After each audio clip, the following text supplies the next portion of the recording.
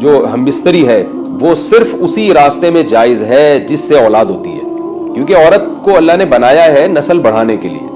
تو کوئی بھی ایسا ہم بستری کا طریقہ اختیار کرنا جو نسل بڑھانے کا ذریعہ نہ ہو، یعنی وہ نیچرل نہ ہو، تو وہ حرام ہے. اللہ نے ارشاد فرمایا نساؤکم حرث لکم، تمہاری عورتیں تمہارے لیے بمنزلہ کھیت کے ہیں. حرث عربی میں کھیت کو کہتے ہیں، تو بمنزلہ کھیت کے ہیں. جیسے بیج ڈالا جاتا ہے کھیت میں اور اس سے پیداوار بڑھتی ہے، تو عورت کی جو ایک حیثیت ہے، نیچر نے جو اس کی ایک حیثیت متعین کی ہے، وہ بھی ایک نسل بڑھانے کا ذریعہ ہے، جس میں مرد کا جو اسپم ہے وہ بطور بیج کے ہے اور جو اولاد ہے وہ ایک پیداوار کی طرح ہے. تو اللہ نے یہ یاد رکھیں، اس آیت کو نا بہت سارے غیر مسلموں نے عورت کے خلاف بہت نیگیٹیوٹی پھیلائی ہے کہ دیکھو اسلام عورت کی توہین کرتا ہے، اس کو کھیتی سے تعبیر کرتا ہے. تو کچھ لفظ کسی اور زبان میں جب وہ جاتے ہیں نا تو وہ توہین کا معنی دیتے ہیں. عربی میں جو حرث کا معنی ہے یہ تعظیم کے لیے ہے، توہین کے لیے نہیں ہے. اردو میں جو کھیتی کا معنی ہے وہ توہین کے لیے استعمال ہوتا ہے.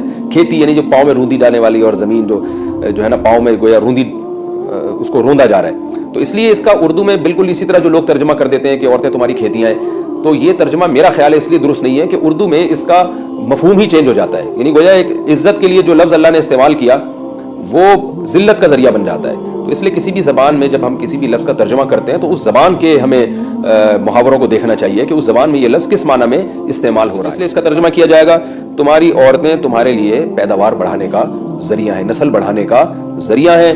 فاتو حرثکم، تم اپنے اس نسل بڑھانے کے ذریعے کے پاس آؤ، انا شئتم، جیسے چاہو، وقدموا لانفسکم، اور اپنے نفسوں کے لیے آگے بھیجو، یعنی اولاد کی نیت سے آیا کرو زوجہ کے پاس اور آخرت کے لیے انتظام کرو، یعنی اولاد پیدا کر کے جو تاکہ دنیا اور آخرت میں تمہارے لیے، فیوچر میں تمہارے لیے کام آئے. میں دنیا بھی داخل ہے آخرت بھی داخل ہے.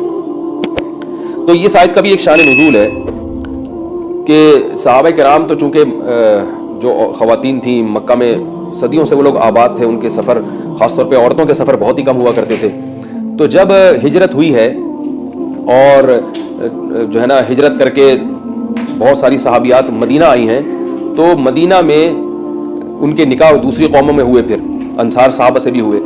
تو چونکہ تقویٰ تھا ان خواتین میں، للہیت تھی، تو بعض جگہ ایسے واقعات ہوئے کہ میاں بیوی کے جو آپس کا ریلیشن ہوتا ہے، ظاہر ہے وہ ہر قوم میں اور ہر جو ہے نا شخص کا مزاج دوسرے سے مختلف ہوتا ہے. تو بعض مردوں نے اس طرح سے اپنی زوجات کے ساتھ ہم بستری کی کہ ان خواتین کو پھر اشکال ہوا کہ پتہ نہیں اس طرح سے ہم بستری کرنا جائز بھی ہے یا نہیں ہے. تو انہوں نے نبی صلی اللہ علیہ وسلم سے یہ مسئلہ پوچھا کہ یا رسول اللہ، ہمارے شوہر ہمارے پاس اس طرح سے آتے ہیں تو کیا یہ جائز ہے یا نہیں. تو ان کے سوال کو بھی مبہم رکھا گیا اور قرآن نے اس کے جواب کو بھی کنایتاً بیان کیا، کیونکہ مسئلہ بظاہر حیا کے خلاف ہے.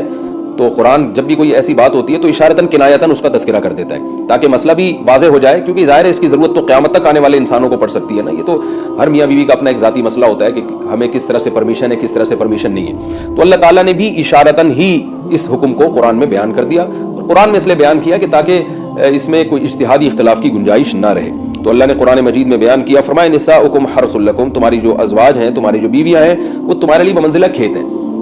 کھیت کا مطلب کیا ہوتا ہے؟ پیداوار بڑھانے کا ذریعہ. تو اس میں سب سے پہلا مسئلہ تو قرآن نے یہ بیان کر دیا کہ زوجہ سے جو ہم بستری ہے وہ صرف اسی راستے میں جائز ہے جس سے اولاد ہوتی ہے، کیونکہ عورت کو اللہ نے بنایا ہے نسل بڑھانے کے لیے. تو کوئی بھی ایسا ہم بستری کا طریقہ اختیار کرنا جو نسل بڑھانے کا ذریعہ نہ ہو، یعنی وہ نیچرل نہ ہو، تو وہ حرام ہے. تو اس میں اللہ نے یہ حکم دے دیا. تو اس سے صاف یعنی حدیث سے بھی پتہ چلتا ہے اور تمام فقہاء کا اجماع بھی ہے اس آیت کی روشنی میں کہ مسئلہ تھوڑا حیا کے خلاف ہے، لیکن میرا خیال ہے بتانا ضروری ہے کہ پچھلے راستے سے عورت سے ہم بستری کرنا بالکل حرام ہے، ناجائز ہے. اور نبی صلی اللہ علیہ وسلم کی اس پہ بہت شدید لعنت ہے، بہت شدید وعید ہے. تو یہ بالکل اللیگل ہے اسلام میں کہ عورت کے پچھلے راستے سے اسے ہم بستری کی جائے. جو لوگ لڑکوں سے بدفعلی کے عادی ہوتے ہیں ان کو یہ ایک چسکا لگ جاتا ہے، تو یہ حرام ہے، ناجائز ہے، کیونکہ اللہ نے بتا دیا کہ یہ تمہارے لیے وہ منزلہ کھیت کے ہیں. تو اس میں قرآن نے وہ جو سوال تھا نا اس کی طرف اشارتاً جواب دے دیا، اور آگے فرمایا فاتو حرثکم، تم اپنے کھیت کے پاس آؤ، یعنی پیداوار بڑھانے کا جو ذریعہ ہے اس جگہ کی طرف آؤ، انا شئتم، جیسے چاہو. یعنی باقی جس طرح سے تم چاہو زوجہ سے ہم بستری کر سکتے ہو، اس میں کوئی خاص طریقہ متعین نہیں ہے. میاں بیوی کا ایک دوسرے سے کوئی پردہ نہیں ہے. ہن لباس لکم وانتم لباس لہن، یہ دونوں ایک دوسرے کے لیے لباس ہیں. تو اس میں طریقہ کار کوئی بھی ہو سکتا ہے، کسی بھی طرح سے کرنا چاہو ایک دوسرے سے لطف اندوز ہو سکتے ہو. لیکن فاتو حرثکم، آنا موضع حرث میں ہے. حرث کا مطلب اس جگہ کی طرف آنا ہے جہاں سے نسل بڑھتی ہے، کسی اور راستے کی طرف. اس سے صاف طور پر جو ہے نا وہ جو فاسق فاجر لوگوں کی جو برائی ہے، جو لڑکوں سے بدفعلی کے نتیجے میں پیدا ہوتی ہے، اس کا اللہ نے قلع قما کر دیا کہ اس کی اسلام میں بالکل اجازت نہیں ہے.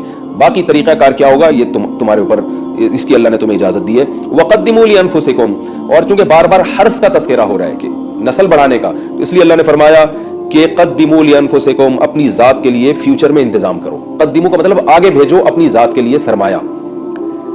کیا مطلب؟ کہ جب زوجہ سے ہم بستری کرو تو نیت اولاد کی ہونی چاہیے، تاکہ وہ اولاد دنیا میں بھی اور آخرت میں بھی تمہارے لیے ذخیرہ بن جائے.